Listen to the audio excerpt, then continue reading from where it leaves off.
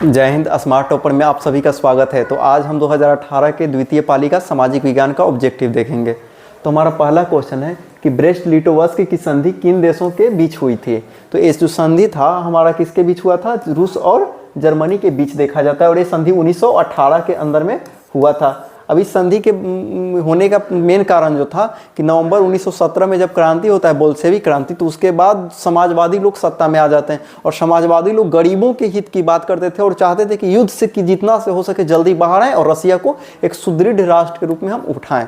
तो इसके लिए ये संधि किया गया था 1918 के अंदर में।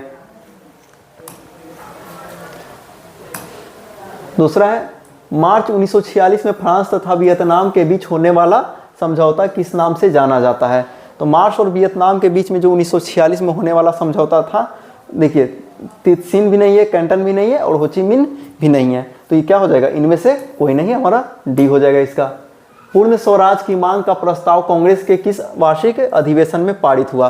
तो पूर्ण स्वराज की मांग हम देखते हैं तो हमारा 1929 के लाहौर अधिवेशन में देखा जाता है और पंडित जी नेहरू के द्वारा ये प्रस्ताव का मांग किया जाता है। तो ये 1929 का लाहौर अधिवेशन में प्रस्ताव पारित होता है हमारा। तो तीसरा का क्या हो जाएगा, ए नंबर।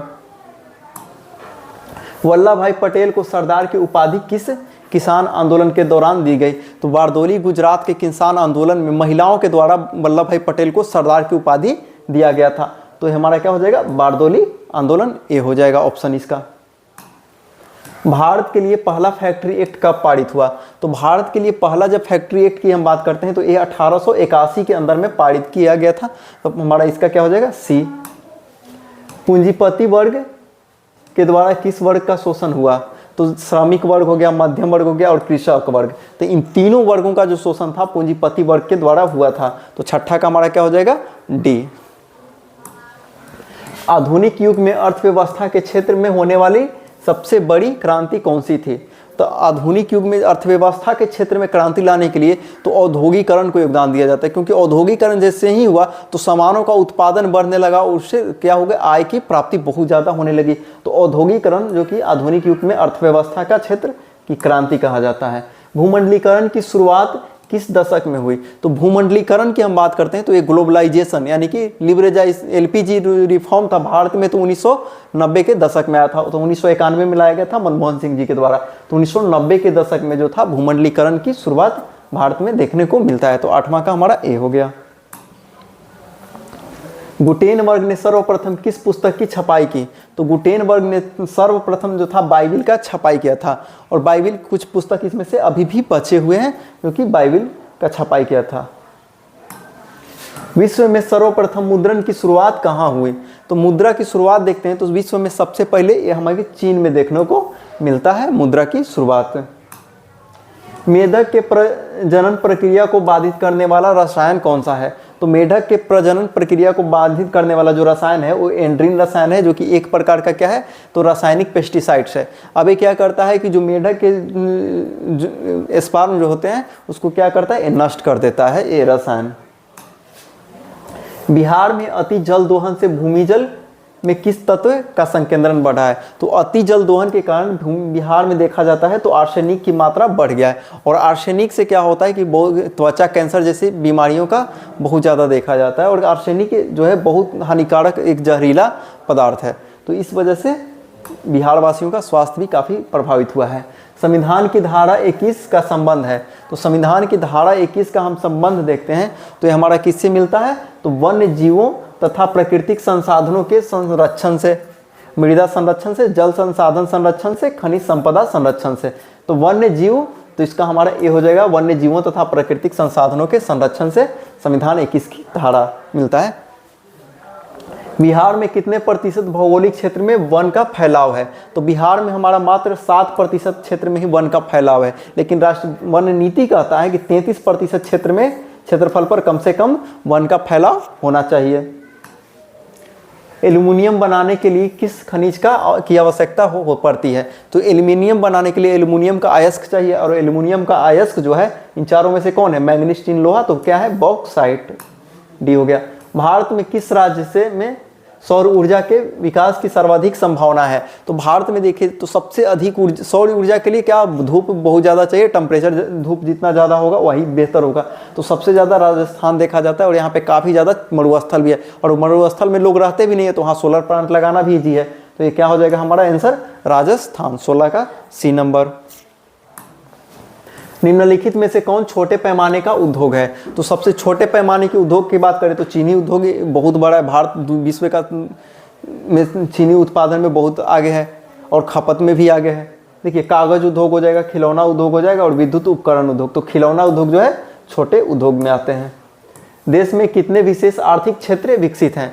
तो देश में विशेष आर्थिक क्षेत्र कितने हैं? तो 7 हैं। और ये 7 कौन कौन है? तो देखा जाए तो अधिकतर समुद्र के किनारे वाला मुंबई हो गया, दिल्ली हो यूपी देखा जाए तो ये भी विशेष आर्थिक क्षेत्र में आता है। तमिलनाडु हो गया, केरल हो गया, पश्चिम बंगाल की बात कर ले तो ये सारे के सारे आंध्र प्रदेश विशेष आर्थिक क्षेत्र के अंदर ही आते हैं।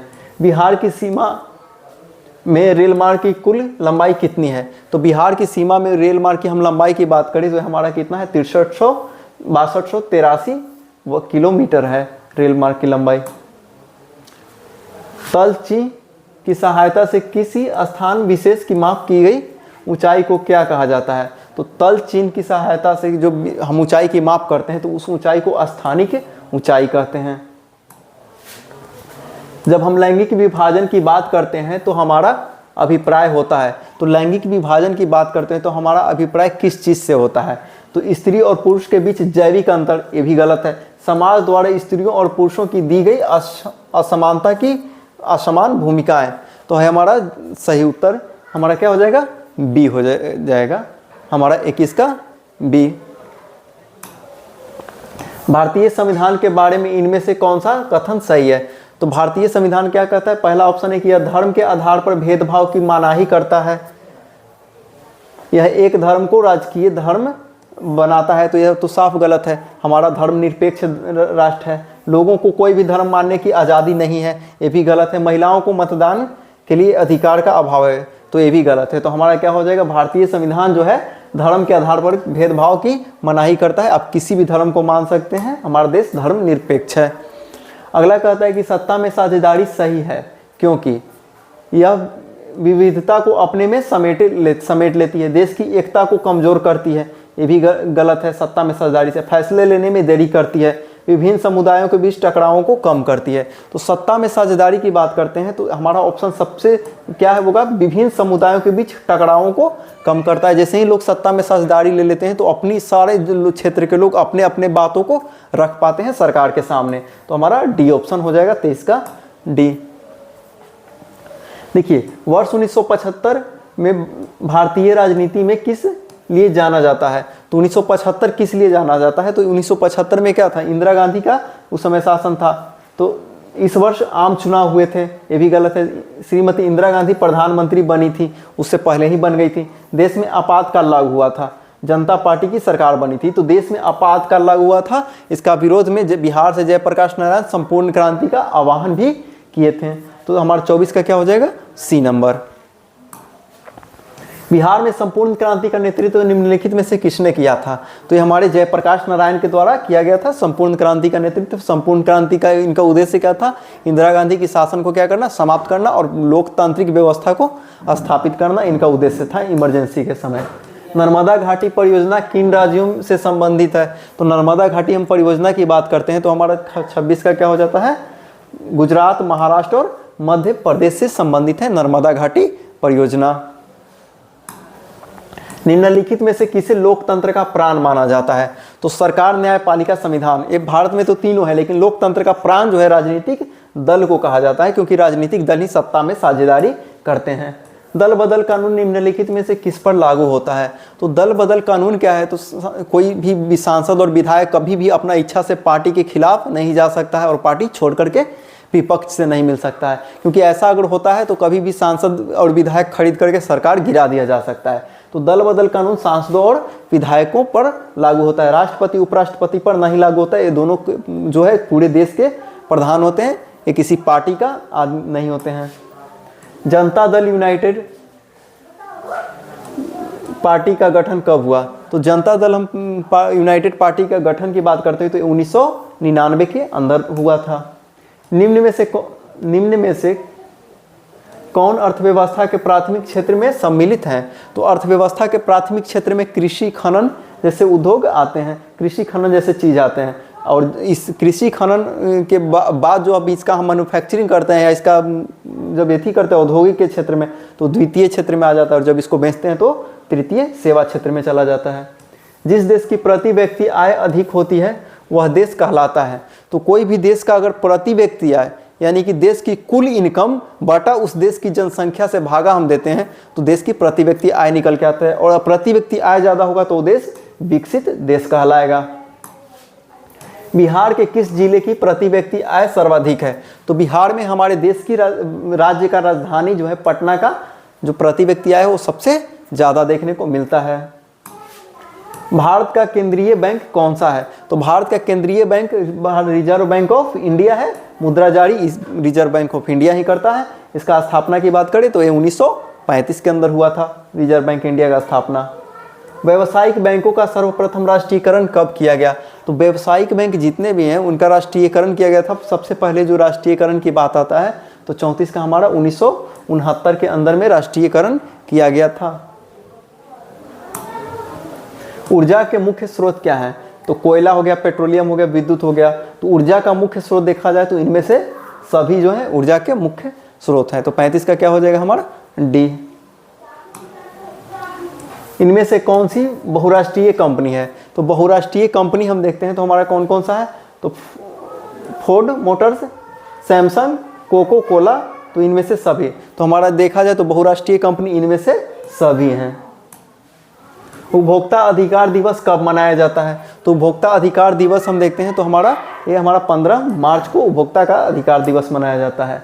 यदि किसी वस्तु या सेवा का मूल्य 20 लाख से अधिक तथा 1 करोड़ से कम है तो उपभोक्ता कहाँ शिकायत कर सकता है? तो अगर 20 लाख से मूल्य अधिक तथा 1 लाख से कम है तो उपभोक्ता को शिकायत करने के लिए जो है वो कहाँ जाना पड़ेगा? राज्य आयोग के पास जाना पड़ेगा। अगर 1 करोड़ से ऊपर चला गया तो ये केंद्र राष्ट्रीय आयोग के पास जाएगा, और 20 लाख से कम है तो किसके पास जाएगा? जिला फोरम के पास जाना पड़ेगा उसको। सुनामी का प्रमुख कारण क्या है? तो समुद्र में भूकंप या ज्वालामुखी के कारण सुनामी होता है। तो समुद्र में भूकंप का आना ही सुनामी का प्रमुख कारण देखा जाता है। देखिए, भूकंप केंद्र के ऊर्ध्वाधर पृथ्वी पर स्थित केंद्र को क्या कहा जाता है? तो भूकंप केंद्र जो है भूकंप के ऊपर सीधे भूकंप केंद्र से ऊपर सीधे जो पृथ्वी पर स्थित केंद्र होता है उसको हम अधि केंद्र के नाम से जानते हैं। तो आपका ऑब्जेक्टिव का सीरीज 2022 से 18 तक आपका पूरा समाप्त हो गया है। तो ज़रूर देखिएगा, एग्ज़ाम के टाइम में आपको बहुत हेल्प करेगा। धन्यवाद।